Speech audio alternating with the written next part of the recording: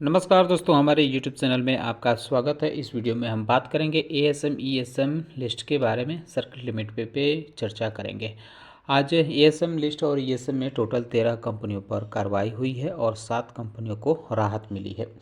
वहीं बीएसई की तरफ से 15 कंपनियों की सर्किट लिमिट में बदलाव किया गया है। तो डिस्कशन शुरू करने से पहले एक बार कहना चाहूँगा कि अगर आपने हमारे चैनल को सब्सक्राइब नहीं किया है तो कृपया सब्सक्राइब कर लें और बेल आइकन भी दबा लें। सबसे पहले बात करते हैं एएसएम के शॉर्ट टर्म लिस्ट के बारे में। इसमें टोटल 4 कंपनियां डाली गई हैं। Jet freight logistic limited, Mayur leather products limited और mist design limited, Olatech solutions limited. ये कंपनियां अब 26 नवंबर से इसमें कंसोलिडेट करेंगे।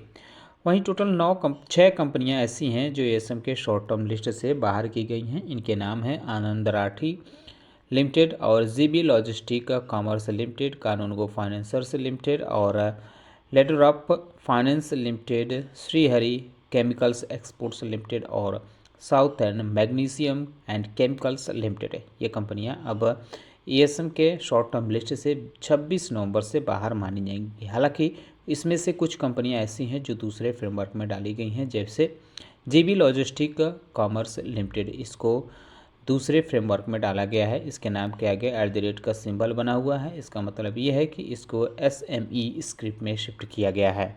अब बात करते हैं ईएसएम यानी इनहेंस सर्विलांस मेजर फ्रेमवर्क के बारे में। तो इसमें कोई कंपनी नहीं डाली गई है। हालांकि 4 कंपनियां ऐसी हैं जिनको स्टेज 2 में डाला गया है।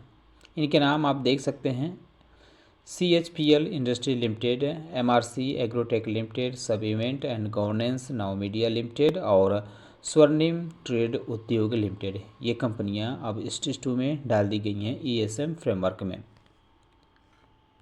बात करते हैं उन कंपनियों के बारे में जिनकी सर्किट लिमिट में बदलाव किया गया है। तो बीएसई और एनएससी दोनों की लिस्ट आ गई है। एनएससी की तरफ से जो लिस्ट जारी की गई है उसमें टोटल 8 कंपनियों के नाम दिए गए हैं और ये भी बताया गया है कि उनके सर्किट लिमिट में अब कितना क्या यानी अब क्या कर दिया गया है।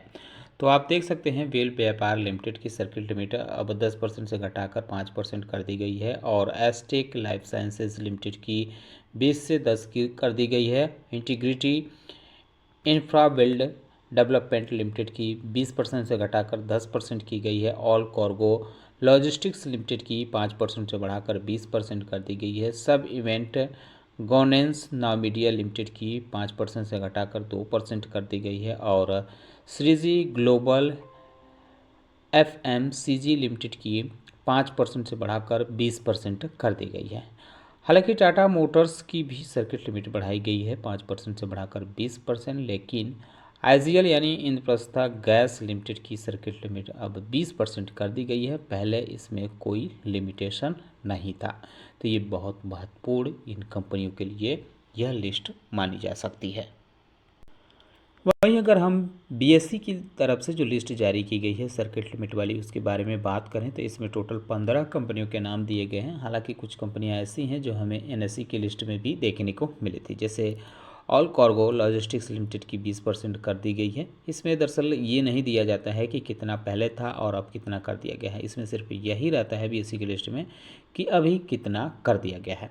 तो ऑल कार्गो के अलावा आप देखें तो एस्टेक लाइफ साइंसेज लिमिटेड की 10% हुई है, बेल व्यापार की भी 5% हुई है, CHPL इंडस्ट्री लिमिटेड की 2% है, Gopal iron steel company Gujarat limited की 5% हुई है, MPK स्टील लिमिटेड की भी 10% हुई है, MRC एग्रोटेक लिमिटेड की 2%, ओलाटेक सॉल्यूशंस लिमिटेड की 10%, प्रोफिन कैपिटल सर्विसेज लिमिटेड की 5%, Regal entertainment and consultants limited की 10%, सब event and governance now media limited की 2%, स्वर्णिम ट्रेड उद्योग लिमिटेड की 2%, टाटा मोटर्स की 20%, TCM लिमिटेड की 5% और वी नाउ इंफ्राटेक लिमिटेड की 5% हुई है ये सर्किट लिमिट।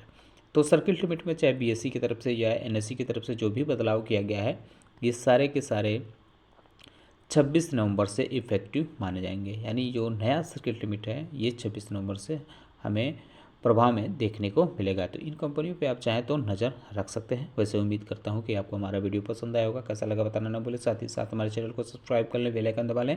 वीडियो देखने के लिए बहुत बहुत धन्यवाद।